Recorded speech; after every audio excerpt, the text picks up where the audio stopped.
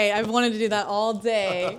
Hello. Hello. How are you? Oh, happy, thrilled, with the fangs out and ready to bite. Oh my goodness. Well, we'll talk about that later. May you tell me who you are? Well, I'm the executive director of the Fantastic Pavilion, and at the same time, I run Morbido in all its different angles and things and projects. But here tonight, I'm just a simple vampire invading and infecting people in Cannes. Gorgeous. Tell me a little bit about Morbido. Well, Morbido started 18 years ago, no, as a fan project to do a genre film festival by fans for fans. Because actually, we don't care much about the rest of the people that are not genre fans. We started Morbido like that, and now, 18 years after, we have Morbido Films, and we produce films. We have a magazine, we have a radio show, we have a TV channel that plays in Latin America. We have a festival, and we're involved in different industry projects. We started in Latin America, and now we're expanding to the world. And since 3 years ago, we started with this new project called the Fantastic Pavilion, which is the epicenter, ground zero in Cannes, in the Marché du Film, for all the genre community and family. And I am so excited and proud to be here. And thank you so much for having me. It's been a pleasure so far. This is day one of our little project together with the Fantastic Pavilion. What are you expecting out of this whole thing with Alex and Fangoria and Paramount Scares and me and Gigi? Well, to spread the word. Because till now, basically what we have been doing is build the house for genre in the Marché and in Cannes and bring people in. The community has embraced it completely. It's the most sexy, attractive, and productive place in all Cannes. We, as a community, business-wise and fan-driven, we're always getting together and speaking about what films we're seeing, what films are coming, what are our projects. So the Fantastic Pavilion has been working very well in terms of creating, doing films, and embracing the community. Now, for the third year, I believe it's time for all the people that are not in Cannes, that do not attend the market, but that they have projects, that for them to know that the Fantastic Pavilion exists. But at the same time, one of the main reasons that we did the Fantastic Pavilion is because steadily I've been seeing how the footprint of genre in Cannes has been growing, and it was time to have our moment and our space. And now we need to spread the word, and be proud about everything that's happening in Cannes. All the genre that has been programming at Cannes, like last year we had The Substance, the year before we had Titan, these amazing filmmakers are creating genre. In Cannes, we need to spread the word, and the sense is that, to bring the Fantastic Pavilion and the genre that happens in Cannes to the people that are not in Cannes and lure them in for the years to come. I love the way you talk, Pablo. So tell me what we're doing here at this theater right now. Well, today was the first Fantastic Gala. We do these market screenings, but we treat them with the most respect because it's genre, and that's the way it should be. So we have 6 galas during the festival and the market, and today is the first one. And the first one is a Mexican film, a co-production between Corazon Films and Morbido, directed by Adrián García Bogliano, Late Faces, Here Comes the Devil, a long time director from Argentina, but that works right now in Mexico. And this is a very special film, not only because I'm one of the producers, but because we brought together 2 incredible people from the community. Adrián García Bogliano is a director, and director and actor Gigi Saul Guerrero, part of the Séance, as the main actress of the film.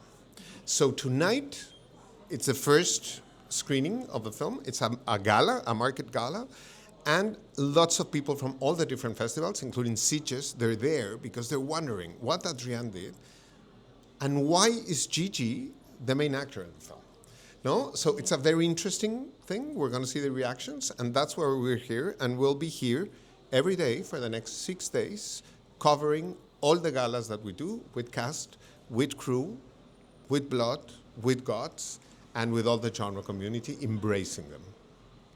beautiful. It's gonna make me cry. Tell me, what is your like long-term hope for the Fantastic Pavilion? Well, first of all, is that we need to be treated with the respect that they should give us, since the film industry was born with genre. No? Méliès were the ones doing the first films, and they were sci-fi. No? So we have been growing pair to pair with cinema, and for a long time they've been mistreating us. So not anymore.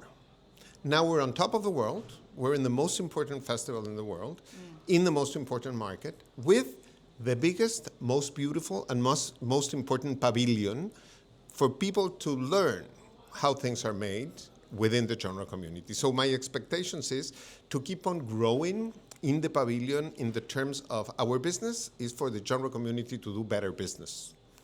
No, what we want is that there are more films, and that those films are made and those deals are created at our pavilion. We have one of the galas that we'll see in a couple of days is directly a son, a daughter of the pavilion, because we have this IP showcase for remakes. So last year we presented one that will show it this year, but I won't spoil tonight, not the theme, not the title, not who's coming, because that's for another episode. This man knows how to hook an audience. Okay.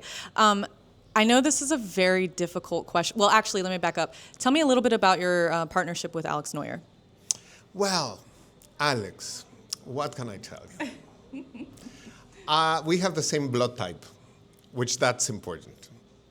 And we were, the first time we met, he came to the Morbido Festival in Mexico with a short film. And he arrived to the opening ceremony of Morbido in a tuxedo. So I knew he was not only part of a family, but that he treated genre with the proper respect. And even though he was participating with a short film, he arrived properly dressed and with the right attitude. And I said, this guy's my friend. So 3 years ago, so we've kept seeing each other, no, in different events and markets. And 3 years ago, he was the first one to whom I told, hey, we need our own space in Cannes. Enough is enough. We cannot be mistreated like we have been. Why don't we do it? And he said, hell yes. And hell got loose. Rock and roll. Okay, so I was going to ask, I know this is a very difficult question for every horror fan, but in this moment, what are your 3 favorite horror films? Well, it's like asking someone addicted to sugar what's their favorite dessert.